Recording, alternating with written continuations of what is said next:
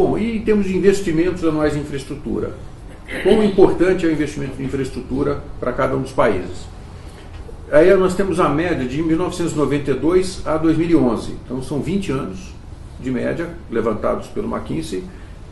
Eu adicionei aqui os dados de BNDES para o Brasil de 93 a 2015, é um período razoavelmente comparável para a gente ver. Então, China destaca com 8,5% em média, nesses 20 anos que ele investiu no PIB em infraestrutura. Japão, que investiu 5%, Índia, outros, Oriente Médio e África, 3,6%, Leste Europeu, 3,3%, Estados Unidos, 2,6%, América Latina, 1,8% e o Brasil, 2,3%. Tá? Claro que destaca aqui que no Brasil, nesse período de 20 anos também, a maior parte do investimento foi para telecomunicações, em segundo lugar para energia. Né? Se a gente olhar relativamente, acho que essa percepção todos têm, as telecomunicações nós estamos melhor, em termos de oferta de infraestrutura, né, do que em ferrovias, ou em saneamento, né, ou em rodovias. Então veja o seguinte, o Brasil já investiu 6% do PIB, que foi o período em que se construiu grande parte da infraestrutura, né, e que nos ajudou a alavancar o crescimento da década de 70. No período mais recente, a gente está investindo 2% do PIB. Né? Aí eu pego a pergunta do Norma. Bom, 2%, então quer dizer que a gente, de 53 a cada ano, a gente sobe 2%? Não. Existe a depreciação. Né? Uma estrada, ela vai se desgastando, uma ferrovia idem, as linhas de transmissão também, etc. Então, parte do investimento é para repor essa depreciação. Tá? Eu fiz uns cálculos aqui, considerando o seguinte, com uma depreciação média estimada em 4% ao ano, você tem telecomunicações que a depreciação é muito mais rápida do que saneamento, né? Do que uma ferrovia. Calculando aí uma média, esse é um paper que eu escrevi em 2014, dá 4% a média de depreciação. Então, com esse 53% de estoque que nós tínhamos em 2013, basicamente a gente precisa investir 2,1% do PIB, né, e considerando também que esse PIB está crescendo 2% ao ano, né, ou seja, o denominador está crescendo, o PIB está crescendo, você precisa aumentar a sua infraestrutura para simplesmente manter a mesma razão frente ao PIB. E fora isso, tem a depreciação. Então, em termos líquidos, nós não conseguimos crescer, porque esses 2% que nós estamos investindo em média aqui, de 2001 para 2016, simplesmente serve para cobrir a depreciação. Quando o Brasil hoje gasta X% do PIB, ele certamente está prestando um serviço pior do que quando ele gastava o mesmo X%. E você sabe por quê? Porque nós somos um país ancorado na aplicação da Lei 8.666, e eu falo que o problema não é a lei, é a aplicação da lei, que depois de tanta atuação dos tribunais, hoje você licita no Brasil com base única e exclusivamente em preço. A lei prevê técnica e preço, mas os tribunais, os ministérios públicos fizeram você chegar a uma licitação com base exclusivamente em preço. Você compra o mais barato, o Estado compra porcaria. Né? O Estado não compra o produto de melhor custo-benefício, o Estado compra o mais barato. Então você tem um problema muito sério de que o gasto hoje em dia é muito mal feito, aliado a decisões políticas. Pega o PAC, por exemplo, de saneamento, que quando tinha dinheiro jorrou muito dinheiro, que o pessoal fala que foi feito muita obra de esgoto onde não tinha água. Então, acho que além da questão numérica que é preocupante, acho que é uma questão de qualidade do gasto que também é grave. Como é que o Brasil conseguiu, nos anos 70, investir 6% do PIB? E por que agora é tão difícil? Não falta vontade política, decisão política. Eu tendo trabalhado no governo de São Paulo e no governo federal, posso dizer isso.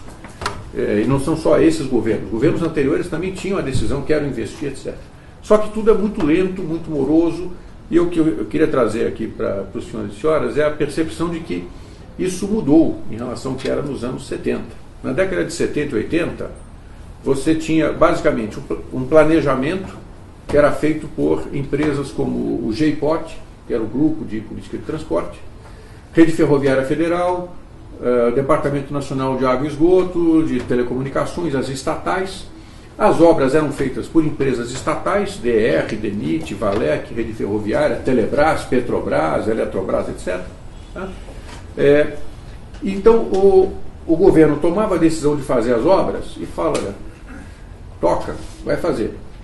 a decisão do governante, do governador, do presidente, dos ministros, conseguia ser rapidamente implementada. Por quê? Era uma decisão dentro do Estado, era a própria estatal que ia comandar aquilo. E a questão de financiamento, de orçamento, não se preocupa, depois a gente arruma isso. Tá?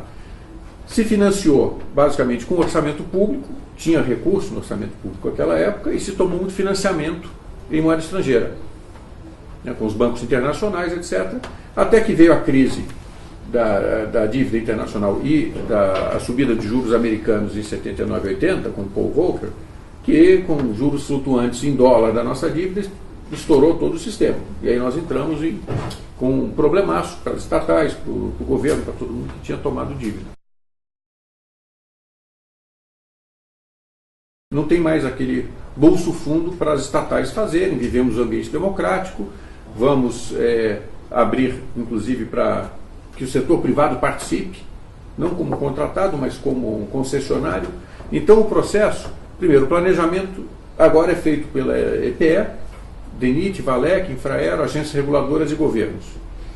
A execução, tem algumas estatais, menos do que naquela época, mas temos agora as empresas privadas aqui, né? Light, Celsa, Claro, TIM, Vivo, CCR, Ecorodovias, Triunfo, etc. Algumas delas com problemas, outras não, né? O BNDES passou a ser um instrumento de financiamento, muito mais do que era no passado. O orçamento público também é uma fonte de financiamento, mas é menor do que tinha lá. E tivemos que desenvolver um arcabouço regulatório, porque aí você está passando para o setor privado operar um modal, um projeto que no seu limite, monopolista. Né? Quem tem a concessão de uma rodovia tem um monopólio praticamente daquela, em grande parte dos casos, daquela rota. Né? Quem vai distribuir energia elétrica para determinada região tem um monopólio da oferta da energia elétrica. Então você tem que ter regras, regulamentação para poder produzir isso. Na década de 70 não tinha. Você não tinha agência reguladora. Era toda empresa estatal que fazia a distribuição de energia elétrica e o que ela decidiu era aquilo. Qualquer contrato de 20, 30 anos, muita coisa vai acontecer. A única certeza que nós temos é que vão surgir fatores que vão desequilibrar a relação econômico-financeira desse contrato ao longo de sua vida. Um exemplo recente, a decisão do governo Dilma lá atrás de não cobrar dos caminhoneiros em 2013 o eixo suspenso. Né? O caminhão, se ele vai transportando a carga, ele vai todo completo. Quando ele volta, se ele está vazio, ele suspende os eixos. Né? E aí a reclamação, poxa, eu estou pagando pelo número de eixos que existem, mas não os que estão rodando. Então, a presidente Dilma, naquela época, suspendeu os eixos, a cobrança do pedágio por eixo suspenso. Ora, isso afeta todo o fluxo de caixa de quem colocou dinheiro, investiu, etc., para poder operar aquela rodovia. Ele estava considerando um certo fluxo, de repente, tem 50% a menos nos caminhões que estão voltando. Né? Então, isso gera a necessidade de um reequilíbrio no contrato. A agência reguladora deveria ter condição de fazer isso com brevidade. Não dá para ficar 2, 3, 4 anos para poder reequilibrar o contrato, como aconteceu. Isso voltou com aquela paralisação dos caminhoneiros de maio, voltou a ter esse problema agora com a medida que o governo estendeu para as rodovias estaduais também essa suspensão da cobrança do eixo suspenso, né, de pedágio do eixo suspenso. Várias concessões que estavam operando, mesmo sem ter problemas de corrupção, de lava-jato, nem nada, sentiram 8% de queda do PIB, caindo demanda, caindo receita. Então isso torna uma concessão que estava sustentável em problemas financeiros, que ela perdeu essa receita. Né? E isso, assim como algumas empresas acabam indo para recuperação judicial ou para falência, isso também impacta as concessionárias no sentido de que elas estão com dificuldades financeiras, talvez venham a fechar. Né? E o problema é que elas entregam um serviço público, não é um restaurante que fecha e depois você decide almoçar em outro lugar. É uma rodovia, um aeroporto que a concessionária está em condição muito complicada. Então isso é um problema drástico, né? E esse problema veio pela queda do tráfego, por outorgas incompatíveis, né? Isso acho que dá até um outro seminário, né? O que aconteceu no Brasil de 2010 para frente, que, né, essas concessionárias toparam pagar valores elevadíssimos de outorga, né? Só para ter uma ideia, a outorga do Galeão, se eu não estou enganado, foi alguma coisa próxima de 16 bilhões de reais. 19, né? 16 foi Guarulhos. Para quem? Para o aeroporto de Galeão, para Parcelado. pagar para o governo, ao longo de 30 anos. O lance que foi dado, vamos pagar 19 bilhões de reais, um ágio de uns 300% em relação ao lance mínimo. Tá? Não conseguiram pagar, o governo não está recebendo, né? Os financiamentos foram suspensos. Aí, na realidade, é uma incerteza tremenda para uma empresa privada. Fala, por quanto tempo eu vou levar para conseguir uma licença ambiental num órgão, né, da estadual, municipal ou mesmo federal? Eu não sei, é uma incógnita. Ele sabe quanto tempo ele gasta para levantar um prédio, para fazer um projeto. Mas para conseguir uma licença, é uma incógnita que isso acaba onerando e vai acabar impactando o preço, né? Com relação ao funcionamento dos órgãos, tem duas mudanças. Essa é limitar a responsabilização do funcionário público, do gestor público, por atos discricionários, né? Não atos de corrupção, atos discricionários, atos que envolvem um julgamento. E até a lei, teve uma lei recente que faz isso. A outra é criar um verdadeiro plano de carreira, de tal forma que o gestor público, né, no caso do órgão ambiental, ele tenha metas, e com isso ele vai ser promovido ou não de acordo com o cumprimento das metas, né? E a figura do licenciamento ambiental no Brasil, ela é totalmente irracional. Totalmente irracional. Eu sou prova concreta disso. Eu fiz um investimento com um cliente meu na CGH, que é uma pequena usina de energia que não tem reservatório, não tem água inundada, portanto ela simplesmente não é super pequena. A gente tem 3 projetos. Um dos projetos nós estamos há 4 anos esperando a licença. Um negócio que vai gerar 1 mega de energia, 4 anos. Tem cliente meu que consegue licença para uma térmica a diesel e para uma térmica a gás. A gás é menos poluente, mas a térmica a gás pode explodir o porto todo em 1 ano. E precisa também de menos controle prévio. Menos controle prévio. Ou seja, quer fazer uma CGH que tem um efeito zero? Pode fazer, não precisa de licença. Pode fazer. Agora, se você fizer um negócio maior do que você poderia, se você fizer numa área errada, eu vou lá, vou te fiscalizar, vou te aplicar uma multa, vou te prender. Permitir que o poder público contrate bons consultores. O Brasil é o único país do mundo onde os bons consultores não conseguem trabalhar para o poder público. A não ser que faça uma triangulação via IFC, via BID, etc., a gente não consegue trabalhar para o poder público. Eu adoraria trabalhar para o poder público. Só que eu tenho que entrar numa licitação de menor preço, eu obviamente vou perder para o Zé da esquina, que vai ser o consultor do Estado. Segunda questão, melhor alocação de riscos nos contratos. A lei fala que a concessão privada vai explorar por sua conta e risco. As pessoas interpretam isso do tipo, toma aqui, se exploda lá, e se você se quebrar todo, talvez até melhor. Não faz sentido. Eu cansava de dizer isso do governo Dilma. O governo Dilma tinha modicidade tarifária. Você quer modicidade tarifária? Tira riscos do investidor. Se você tirar riscos do investidor, você pode remunerar menos o investidor. Mais risco, maior retorno. Por que eu não tenho um monte de estrangeiro vindo investir no Brasil? Porque ele olha para os outros e fala, bem, o que aconteceu nesse contrato, né? Então a gente acha bonito ficar jogando riscos para o privado que simplesmente fazem seleção adversa. Quantos clientes eu tive no escritório que querem investir no Brasil, vêm aqui, lê o contrato de concessão e fala, olha, isso eu não topo. Inúmeros, dezenas. Se eu estou comprando o poder concedente, isso aí está na minha folha de pagamento, eu assino qualquer contrato. Se eu quero ter uma relação republicana com o poder concedente, o contrato tem que ser um contrato razoável, porque afinal de contas eu pretendo cumpri-lo. A empresa que não pretende cumprir assina qualquer contrato. As empresas que pretendem cumprir não assinam qualquer contrato, consequentemente não participam das licitações. As empresas japonesas querem investir em infraestrutura, porque a infraestrutura no mundo todo é baixo retorno e baixo risco. O Brasil conseguiu transformar a infraestrutura em altíssimo risco. Terceira coisa, arbitragem. O cara da agência não tem coragem de decidir, o dos órgãos não tem coragem de decidir, o artigo que o Carlos Ari escreveu, por causa do apagão das canetas, a mulher de ser responsabilizado. Então, veja bem, joga para arbitragem. Vai ter um árbitro lá que o o TCU não pode bloquear a conta dele, vai decidir arbitragem para os contratos e arbitragem para os reequilíbrios. A lei já prevê, mas tem uma certa resistência. Amplo uso de PPPs e concessões, amplíssimo. Hoje o gestor público ele é um realizador de licitação. Conversei lá com o pessoal do Hospital Militar do Paraná. Perguntei ao gestor, quantas licitações você faz por ano? Ele falou 150. É óbvio que quando tem remédio falta médico, quando tem médico falta aparelho. Como você vai conseguir coordenar 150 licitações ao longo de um ano? Por que 150? Porque os órgãos também foram entendendo que se eu comprar água junto com o copo, é venda casada, eu não estou dando chance do cara que só produz a água, vender o copo. Então eles foram obrigados ao gestor público a fatiar a licitação. Então tem que usar PPP, porque na PPP eu faço a licitação só. Então eu como prefeito, eu sou prefeito, eu poderia ter uma concessão para iluminação pública, uma para saneamento, uma para resíduo, uma para gestão da saúde, uma para gestão da educação.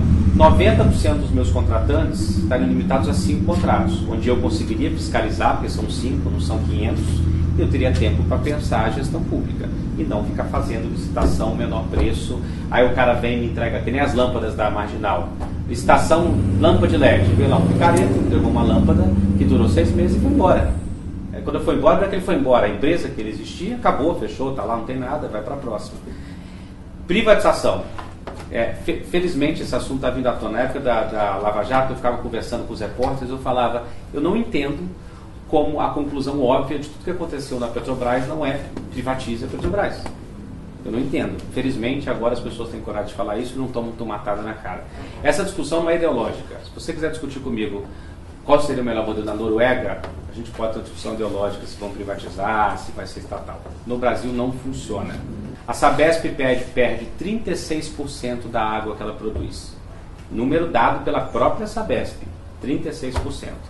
A concessionária de Tóquio perde 4%, mas obviamente que eu não estou sonhando ser Tóquio. As concessionárias privadas perdem 22% da água que produz no Brasil. As europeias perdem 18%, 19% da água que produz. Moral da história, se a Sabesp fosse privada, não teria tido racionamento de água. Simples assim. Ah, a culpa é de quem? É culpa de tudo, culpa do modelo. O gestor da Sabesp tem que comprar o cano mais barato, o hidráulico mais barato, tudo mais barato.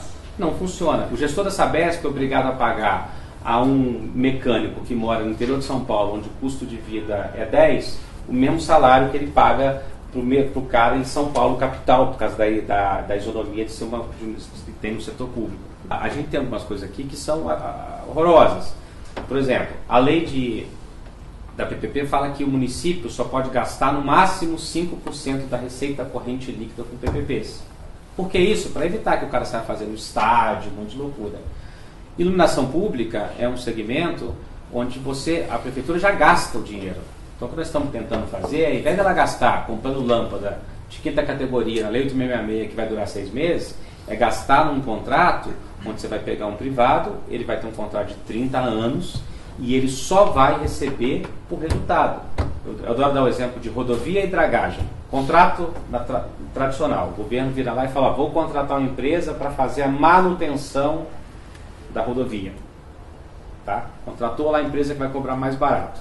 A empresa vai chegar lá, vai tapar os buracos da rodovia. O poder concedente, o DENIT, no programa, o DENIT vai olhar lá e falar, realmente os buracos estão todos tapados, a rodovia está ok. Aquilo ali vai durar o menor tempo possível, porque aquela empresa quer voltar a trabalhar para o governo o mais rápido possível. Então ela vai tapar buraco da pior maneira possível.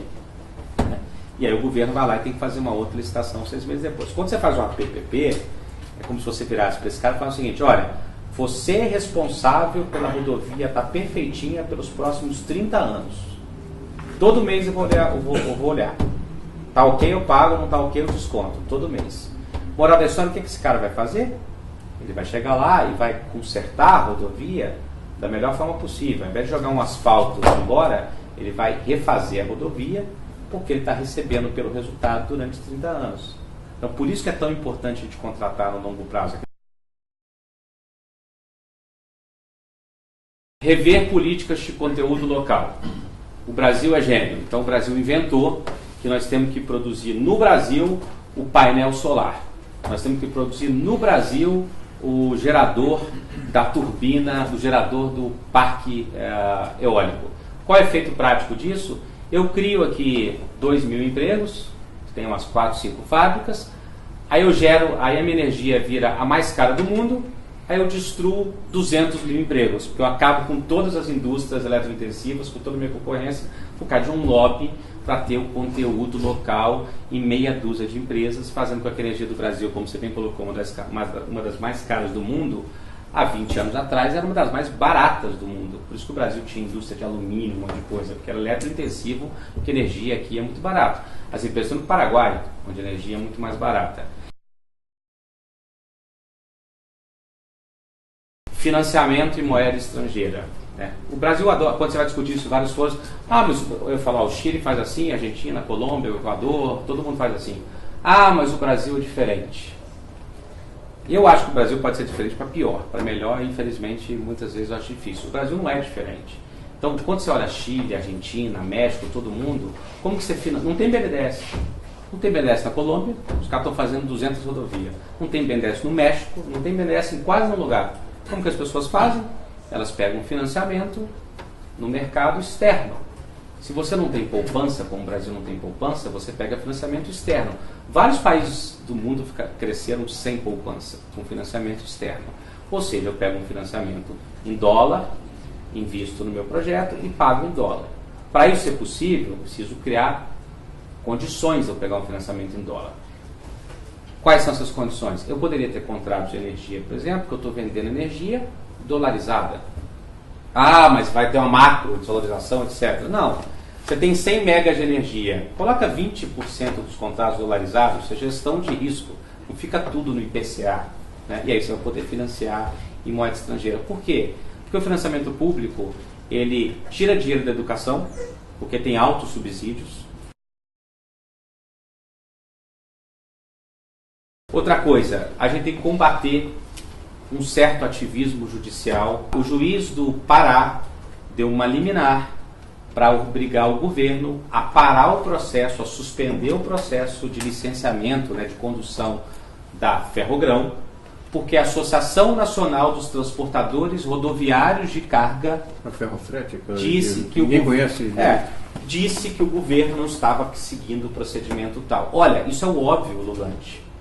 O cara do caminhão pede uma liminar ao judiciário para parar o licenciamento para parar o processo de uma ferrovia, porque não seguiu essa é a cereja do bolo, porque não seguiu o licenciamento ambiental. Gente, assim, 2 mais 2 são 4. Por definição, uma ferrovia é melhor para o meio ambiente do que um caminhão. Por isso que eu discuto a questão do licenciamento ambiental. O licenciamento ambiental de uma ferrovia devia durar 3 meses. É só olhar onde ela vai passar e falar, bem, se você não passar em um lugar que não pode passar, você, por favor, está licenciado amanhã. Porque, por definição, ela é muito menos poluente, muito melhor para o ambiente. Cada vagão, cada trem substitui 100 caminhões. Aí vem a Associação dos Motoristas de Caminhão e o juiz dá uma liminar mandando o governo federal suspender. Você fala, como a gente vai resolver isso? Com ativismo, com as associações, fundações, as pessoas indo lá e fazendo pressão para o juiz até o tribunal cassar a liminar. O grande problema institucional decorre exatamente da incapacidade que nós temos de enfrentar o tamanho do Estado e a capilaridade com que o Estado é capturado por problemas de governabilidade.